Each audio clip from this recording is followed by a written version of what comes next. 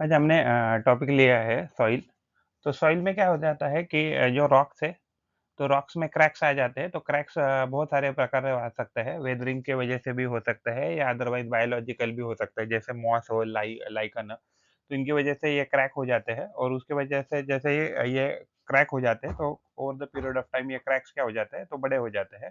तो organic material and broken rock and mineral fragment जो है, सबसे ऊपर के लेयर पे जो भी डिकेड या डिकम्पोज़ या डेड ऑर्गेनिक मटेरियल है, वो जब मिनरल फ्रैगमेंट के साथ जब मिक्स हो जाता है, तो धीरे-धीरे क्या हो जाता है कि ये जो ऑर्गेनिक मैटर होता है और ये जो रॉक पार्टिकल्स है, तो these are very useful for the production of the plant.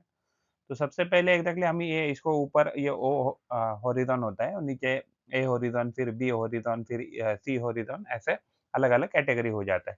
तो सबसे जो नीचे का जो मटेरियल है, जिसको हम पैरेंट मटेरियल कहते हैं, तो इसको हम बेड रॉक ऐसे भी कह सकते हैं। तो एग्ज़ैक्टली बेड रॉक या पैरेंट मटेरियल जनरली डिसाइड करता है कि कौन से प्रकार की सॉइल हो जाएगी और जितनी सॉइल अच्छी हो जाएगी, उतने आपके प्लांट का जो ग्रोथ है, वो अच्छा रहेगा। तो ये हमने टॉपिक लिया है soil with reference to class 5, 6, 7, 8, 9, 10, 11, 12 geography CBSE board and NCERT के रेफरेंस से। तो जो सॉइल फॉर्मेशन होता है, तो सबसे पहले वेदरिंग होता है। तो वेदरिंग जब हो जाता है रॉक का, तो रॉक जो है वो डिसइंटीग्रेट होना चालू हो जाता है और उसमें अगर मान लीजिए ऊपर से अगर कोई ऑर्गेनिक मटेरियल यानी कि प्लांट हो, एनिमल हो, जो डेड हो गए हैं, तो अगर उसमें जब मिक्स होना चालू हो जाता है, पैरेंट जो भी डिसइंटीग्रेटेड रॉक मटेरियल है, उसके साथ जब मिक्स होना चालू हो जाता है, तो उसके बाद क्या होता है, जो mineral fragment and organic matter है, तो वो एक साथ आके एक ऐसा कंड्यूसिव लेयर बना देता है कि जिसमें प्लांट आसानी से ग्रो कर सकता है। तो सबसे ऊपर के लेयर को ओ हॉरिज़ॉन कहते हैं और उसके नीचे जो होता है उसको ए हॉरिज़ॉन कहते हैं और नीचे मान लीजिए ई हॉरिज़ॉन हो सकता है, फिर सी हॉरिज़ॉन, तो अलग-अलग हॉरिज़ॉन हो सकते हैं। तो जितना आपका सॉइल बेटर रहेगा, उतना आपको उतना बेटर रहेगा आपके प्लांट को ग्रो करने के लिए। और सबसे नीचे क्या रहेगा, तो बेडरॉक रहेगा, तो बेडरॉक डिटरमाइन करेगा कि सॉइल की क्वालिटी क्या रहेगा, फर्टिलिटी क्या रहेगी। तो अलग-अलग सॉइल होती है, जैसे सैंडी सॉइल है, क्लेई सॉइल है, सिल्ट है, फिर लोमी है, पीटी है, saline, chalky, laterite, black, red, alluvial, volcanic, then desert, then marshy and alkaline. ये अलग-अलग सॉइल के प्रकार है।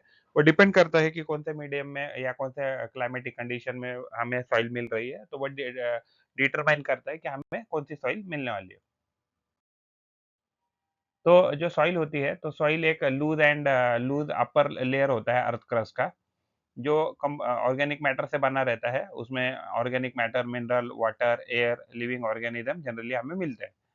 तो ये एसेंशियल है फॉर प्लांट ग्रोथ। विदाउट जो है सॉइल प्लांट आसानी से ग्रो नहीं कर सकते। खास करके बड़े जो ट्रीज़ है, तो they can not grow without the soil. तो ये एग्ज़ैक्टली न्यूट्रिएंट जो भी प्लांट है उसको न्यूट्रिएंट प्रोवाइड करता है, वाटर प्रोवाइड करता है एंड देन एंकरेज जो है, एंकरेज भी प्रोवाइड करता है सॉइल। तो it act as a habitat for many organism. तो बहुत सारे जो ऑर्गेनिज़्म है सॉइल में ही रहते हैं। तो it is a medium for water and waste filtration. तो बहुत सारा वाटर फिल्ट्रेशन और वेस्ट फिल्ट्रेशन सॉइल की मदद से होता है रहता है। तो it forms over a long period through processes, यानी हम ऐसे कह सकते हैं मिलियन ईयर्स लगते हैं लगभग सॉइल बनने के लिए। तो it forms over long period through processes. तो सबसे पहले वेदरिंग ऑफ रॉक होगा, फिर डिकम्पोजिशन ऑफ ऑर्गेनिक मैटर हो जाएगा। जो सॉइल फॉर्मेशन जो प्रोसेस है, तो जब सॉइल फॉर्म हो जाती है उसको पेडोजेनेसिस ऐसे कहा जाता है। तो सॉइल जो फॉर्मेशन है एक स्लो प्रोसेस है, एक मल्टी स्टेज प्रोसेस है।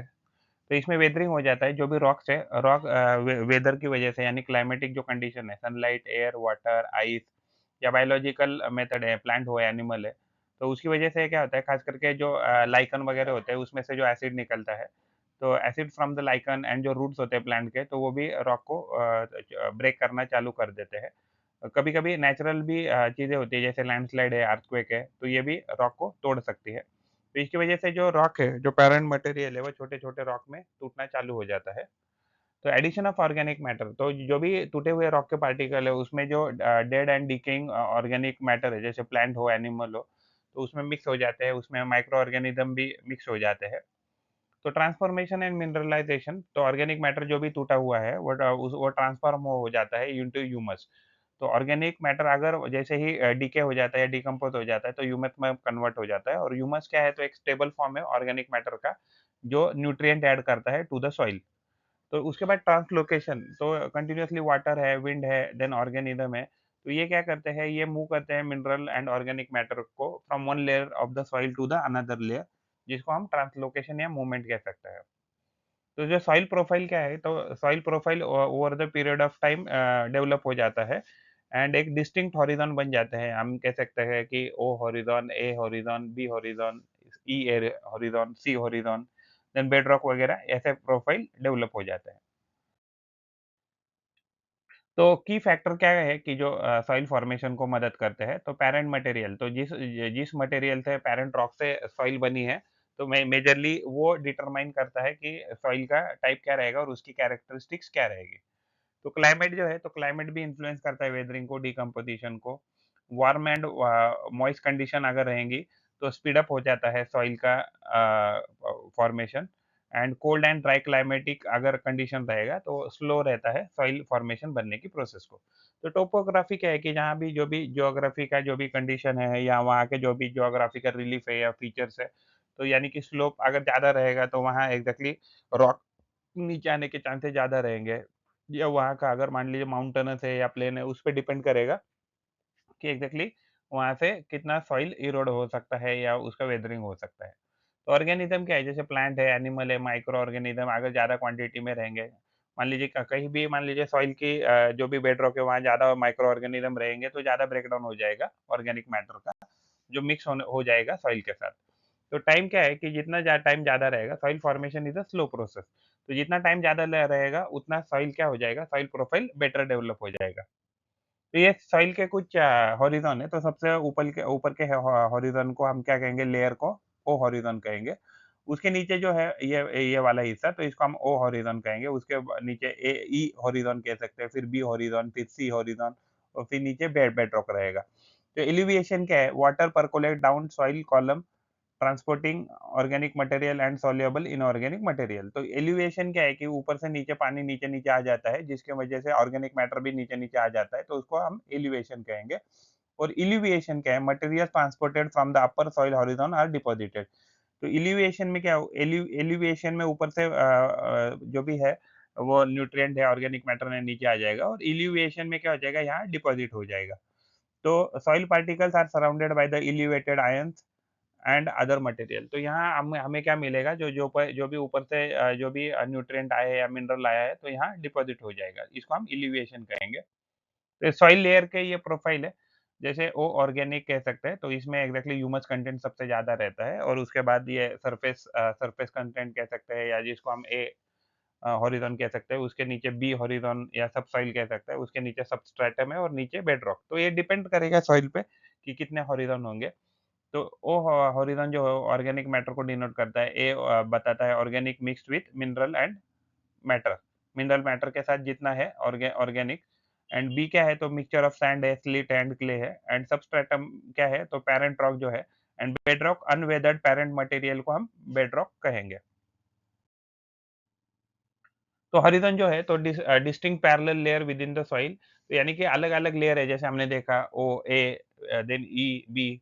तो ये सारे हॉरिज़ॉन है, तो ये कलर में वैरी करते हैं, टेक्सचर में वैरी करते हैं, केमिकल कंपोज़िशन में भी वैरी करते हैं। तो ये हॉरिज़ॉन जो है, तो ये सॉइल फॉर्मिंग प्रोसेस में अपने आप बन जाते हैं over the period of time. तो ये वेदरिंग की वजह से हो जाते हैं क्रिएट, ऑर्गेनिक मैटर डिकम्पोज़िशन की वजह से भी हो जाते हैं।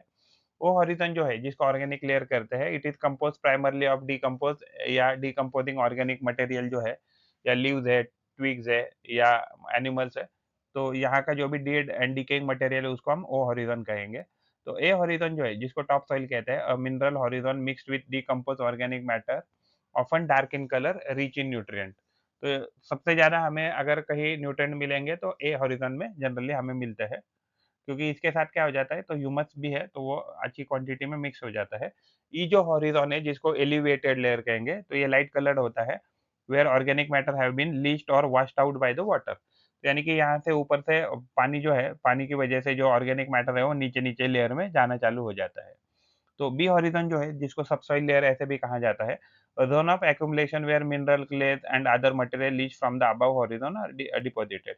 यानी ई हॉरिज़ॉन, ए हॉरिज़ॉन हो या ई हॉरिज़ॉन हो, यहाँ से जो भी मटेरियल हो गया है, वो परकोलेट होके नीचे आ जाता है, जिसको ही हम बी हॉरिज़ॉन या सबसॉइल लेयर कहते हैं। तो सी हॉरिज़न जो है, तो जिसको पैरेंट मटेरियल भी कह सकते हैं, जो भी weathered rocks and organic material है, that have not undergone significant soil development है। यानी रॉक तो टूटा है, इवन ऑर्गेनिक मैटर भी है, बट सही प्रॉपर्ली डिकम्पोज़ नहीं हुआ है, तो उसको हम सी हॉरिज़न कहेंगे। तो आर हॉरिज़न क्या है? बेड रॉक है, अंडरलाइंग अनवेदर्ड और partially weathered solid rock which serve as a parent material for the soil above. यानी कि सॉइल किससे बनी रहती है? तो सॉइल पैरेंट मटेरियल से बनी रहती है, लेकिन ये जो बेड रॉक है, इसमें ज़्यादा डिकम्पोज़िशन हुआ नहीं है या पार्शियली वेदर्ड रॉक है। बट ये वी कैन नॉट से it's a soil because it is very in raw stage, तो उसको हम आर हॉरिज़न या बेड रॉक कहते हैं। तो ये इसका यूजेस क्या है सॉइल हॉरिज़ॉन के यूजेस का?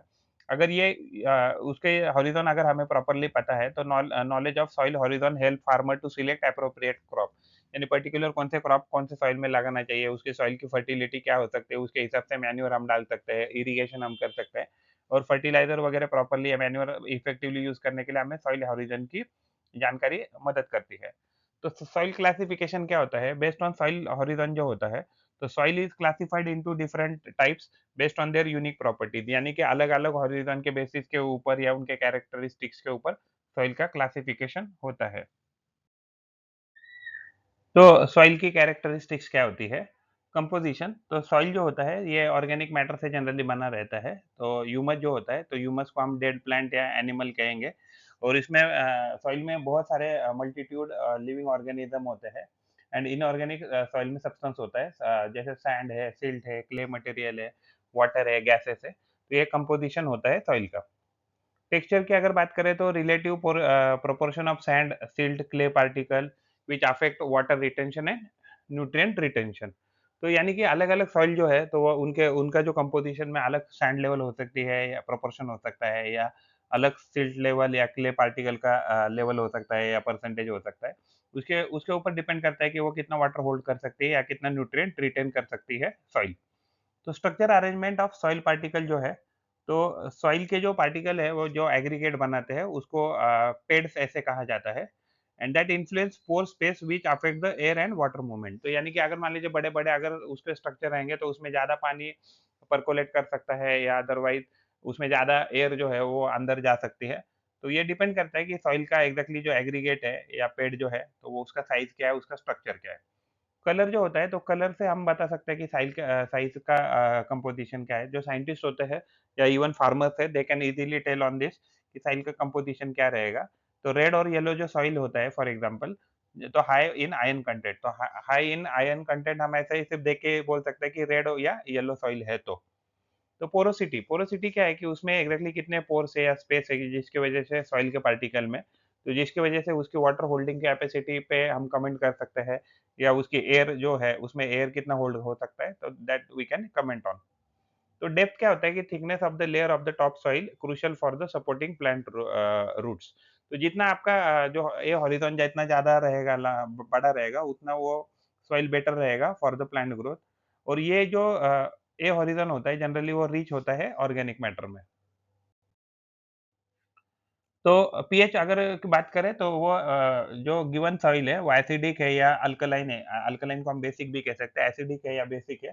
तो एसिडिटी या बेसिसिटी जो भी है, तो ये अफ़ेक्ट करता है न्यूट्रिएंट कितना अवेलेबल रहेगा पर्टिकुलर सॉइल में एंड क्योंकि उस पे डिपेंड करेगा प्लांट सही से प्रॉपर्ली ग्रो कर पाएगा क्या नहीं।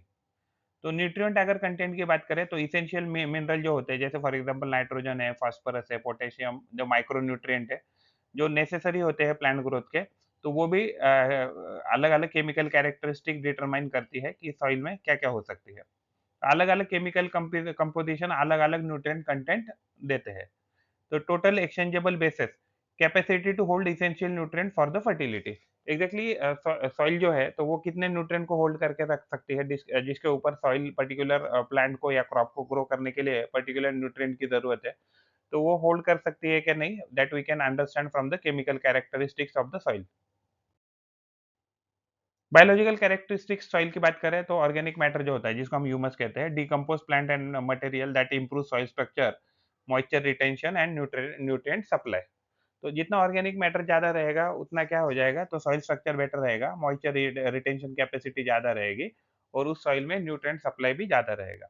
माइक्रो ऑर्गेनिज्म जो है, जैसे diverse community of bacteria, soil में बहुत सारे एक्चुअली बैक्टीरिया रहते हैं, फंजाई रहते हैं या अदर ऑर्गेनिज्म जो रहते हैं, जो कंट्रीब्यूट करते हैं न्यूट्रिएंट रिसाइक्लिंग को या न्यूट्रिएंट साइक्लिंग को, और जिसकी वजह से सॉइल क्या रहेगा तो हेल्दी रहता है। तो ये सॉइल के कुछ यूजेस है जो बहुत इंपॉर्टेंट है, जैसे क्लाइमेट रेगुलेट करता है सॉइल, न्यूट्रिएंट साइक्लिंग करता है या साइक्लिंग कह सकते हैं, रिसाइक्लिंग कह सकते हैं। हैबिटेट बहुत सारे ऑर्गेनिज्म यहाँ रहते हैं। फ्लड को रेगुलेट करने का काम करता है soil. Source of pharmaceuticals and genetic resources, बहुत सारे मेडिसिनल जो चीजें हैं, जैसे बहुत सारे बैक्टीरिया यहाँ रहते हैं, तो यहाँ से हम बहुत सारे मेडिसिन भी बना सकते हैं। फाउंडेशन फॉर ह्यूमन इंफ्रास्ट्रक्चर, तो जो भी ह्यूमन को इंफ्रास्ट्रक्चर बनाना है उसके लिए, जैसे फॉर एग्जांपल हम जहाँ रहते हैं, हम कहाँ रहते हैं, तो इनडायरेक्टली हम सॉइल पे ही रहते हैं, हम ऐसे कहेगा, हम घर सॉइल के ऊपर ही बांधते हैं। तो provision of the construction of material, तो कंस्ट्रक्शन मटेरियल भी सॉइल प्रोवाइड करता है। कल्चरल हेरिटेज, जो भी हमारे पास जो भी हिस्ट्री में जो भी मॉन्यूमेंट वगैरह बनाए गए हैं, तो उसका हमें हमें ये एविडेंस भी देता है soil. Provision for food fibre and fuel, तो बहुत सारे लोगों को, एनिमल को फूड मिलता है, हमें ह्यूमन को फूड भी मिलता है, यहाँ से फाइबर मिलता है, फ्यूल मिलता है। कार्बन सिक्वेस्ट्रेशन मिलता है, यानी कि बहुत सारा जो कार्बन है, कार्बन को स्टोर करने का काम प्लांट करता है, और जिसकी वजह से ये सॉइल की वजह से हो सकता है।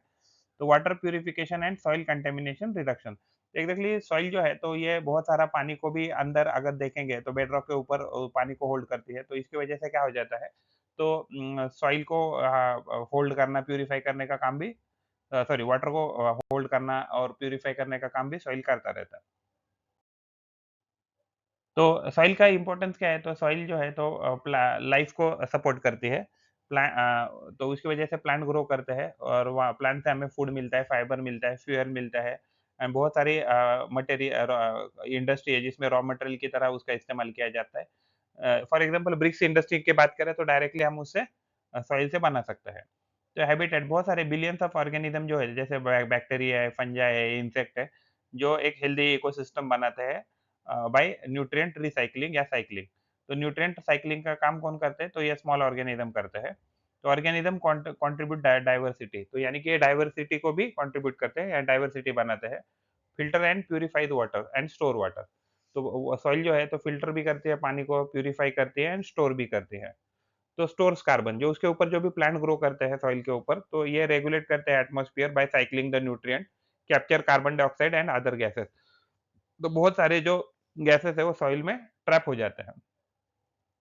एंड जो कार्बन है, तो कार्बन तो जो है तो प्लांट जो है तो प्लांट उसको सोक कर लेते हैं या एब्जॉर्ब कर लेते हैं।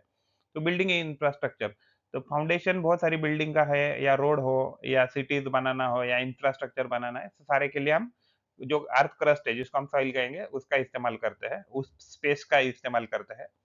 वाटर अवेलेबिलिटी, अगर हेल्दी सॉइल रहेगा तो वो फूड सिक्योरिटी के लिए बहुत इंपॉर्टेंट है, क्योंकि अब बहुत सारा पानी अवेलेबल रहेगा तो बहुत सारे प्लांट आसानी से ग्रो कर सकते हैं, बहुत सारे लिविंग ऑर्गेनिज्म उसके ऊपर ग्रो कर सकते हैं। वाटर अवेलेबिलिटी उससे इंश्योर हो जाता है, और जो क्लाइमेटिक चेंज है तो क्लाइमेट चेंज को भी हम उससे अवॉइड कर सकते हैं बाय गुड एनवायरनमेंट। फूड जो है तो सॉइल प्लांट को ग्रो करती है, जो हमें फूड देती है, हमें डायरेक्टली फूड देती है या एनिमल को फूड देती है, जिसकी वजह से हम वो एनिमल को भी कंज्यूम करके हमें फूड चेन में हमें उसका मदद होता है। तो एंटीबायोटिक प्रोडक्शन, बहुत सारे एग्जैक्टली हमने देखा कि बैक्टीरिया फंजाई कहाँ रहते हैं, तो सॉइल में रहते हैं, तो वहां से हम बहुत सारी दवाई या मेडिसिन बना सकते हैं। तो सॉइल क्या क्यों खराब हो सकती है? तो डिग्रेडेशन होता है सॉइल का जनरली, तो पॉल्यूशन की वजह से ड्यू टू फाइनाइट रिसोर्सेस। तो सॉइल जो है एक फाइनाइट रिसोर्सेस है, अगर वो खराब हो गया या पोल्यूट हो गया, तो वो हमें बाद में हम उसको इसको बनाने के लिए बहुत टाइम लगने वाला है, मिलियंस ऑफ ईयर।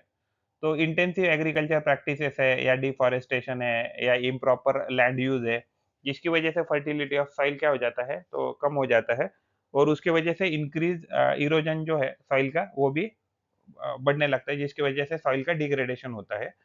तो क्लाइमेट चेंज इम्पैक्ट, तो क्लाइमेट जैसे-जैसे चेंज इम्पैक्ट करता रहेगा, वैसे-वैसे सॉइल जो डिग्रेडेशन है वो और भी ज़्यादा होता रहेगा, सॉइल डिग्रेडेशन, जिसकी वजह से जो आने आने वाले दिनों में वाटर जो अवेलेबिलिटी वो भी डिक्रीज़ होने वाला है, और आने वाले दिनों में वाटर सिक्योरिटी भी हो सकता है। I mean the question of water security will also arise because of the soil degradation.